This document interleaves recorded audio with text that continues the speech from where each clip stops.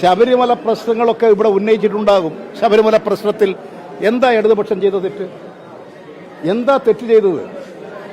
ഇടതുപക്ഷ ഗവൺമെന്റ് അല്ലായിരുന്നുവെങ്കിൽ ഇത്തരമൊരു അന്വേഷണവും നടപടി ഉണ്ടാകുമായിരുന്നോ? നീതിപൂർവമായിട്ടുള്ള നടപടി സ്വീകരിച്ചു.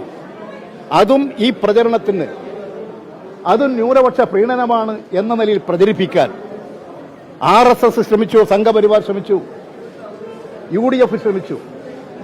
അതാണ് ഈ തെരഞ്ഞെടുപ്പിൽ ഉണ്ടായിട്ടുള്ളത്.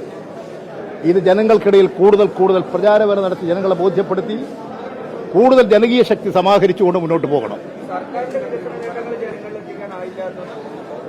ഇത് നമ്മുടെ നാടിന്റെ മുമ്പിൽ ആകെ നിറഞ്ഞു നിൽക്കുന്നല്ലേ വികസനം. ആ വികസനങ്ങൾ ജനങ്ങൾ കാണുന്നതാണ്. ഇത് എവിടെയെങ്കിലും മറച്ചു പിടിച്ചിട്ടുള്ളതല്ല. യഥാർത്ഥത്തിൽ വികസന കാര്യങ്ങളിൽ തന്നെ ഈ ഗവൺമെന്റിന് ഏറ്റവും കൂടുതൽ പിന്തുണ ലഭ്യമാകേണ്ടതാണ്.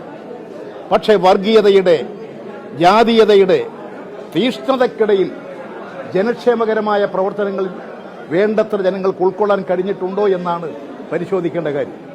അതുകൊണ്ട് നമ്മൾ വർഗീയതയുടെ ആപത്ത് കുറച്ച് കണ്ടുകൂടാ.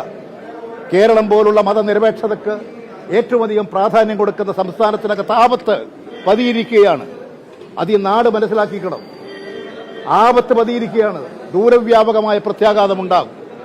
സമാധാനപരമായ ഒരു സാഹചര്യം നിൽക്കുന്ന ഈ കേരള സമൂഹത്തിനകത്ത് വിഷത്തിന്റെ വിത്താണ് ഇവിടെ പാകി ഇപ്പോൾ ഈ തെരഞ്ഞെടുപ്പിൽ വിജയം അവർ നേടിയിട്ടുള്ളത്.